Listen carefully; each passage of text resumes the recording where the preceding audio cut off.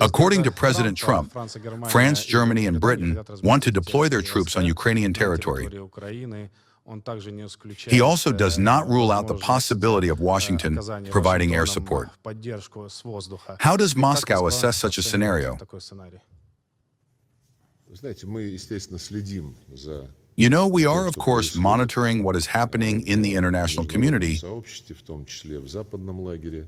including in the Western camp, regarding the processes unfolding around Ukraine.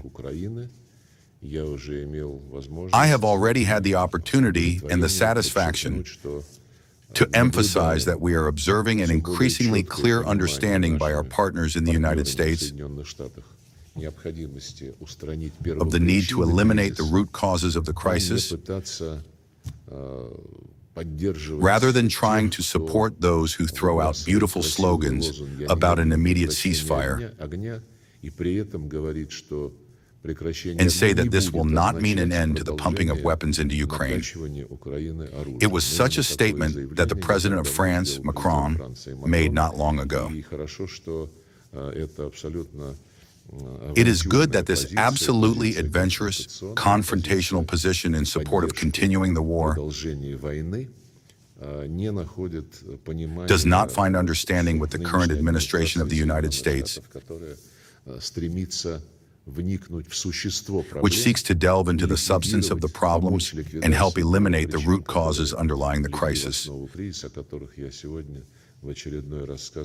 which I have spoken about again today, and which President Putin has repeatedly spoken about.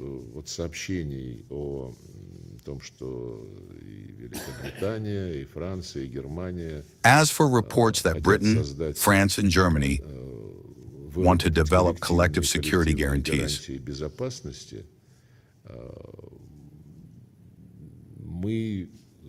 we are in favor of these guarantees being truly reliable. Here we have a good example, which relates to an initiative of the Ukrainian side itself. This was the case in Istanbul in April 2022, when the Ukrainian negotiating team proposed the basic principles for agreements on ending hostilities and ensuring a sustainable settlement. Among these principles was Ukraine's refusal to join NATO or any other military blocs, and the confirmation of Ukraine's neutral and non-nuclear status. In this context, the Ukrainian side proposed,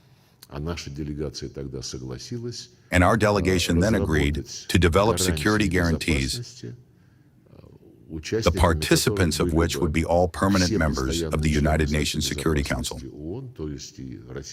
These are the Russian Federation, the People's Republic of China, the United States, France, Britain, plus individual states. Germany and Turkey were mentioned, and other countries that might be interested in joining this group of security guarantors. And in that context, the Ukrainian proposal unambiguously meant that these guarantees would be equal. The security of all interested parties, including Ukraine's neighbors, would be ensured on an equal and indivisible basis. That approach, as I have already mentioned, was supported by the Russian side at that time, in April 2022. And we were ready. By the way, that document was initialed. We were ready following this initialing to sign an official treaty. But as is well known, and as President Putin has repeatedly reminded, the then Prime Minister of Britain, Boris Johnson, arrived and forbade his subordinates in Kyiv from signing anything, demanding the continuation of hostilities. So if it was not for this circumstance, I think much could have already been done to ensure a sustainable settlement, to ensure the interests of all countries, states, and peoples living in our common geopolitical space. Therefore, we cannot agree with the fact that the issues of security that collective security issues are now proposed to be resolved without the Russian Federation. This will not work. We have explained many times that Russia does not overstate its interests, but we will ensure our legitimate interests firmly and resolutely. I am confident that in the West, primarily in the United States, they understand perfectly well that seriously discussing security provision issues without the Russian Federation is a utopia. It is a path to nowhere.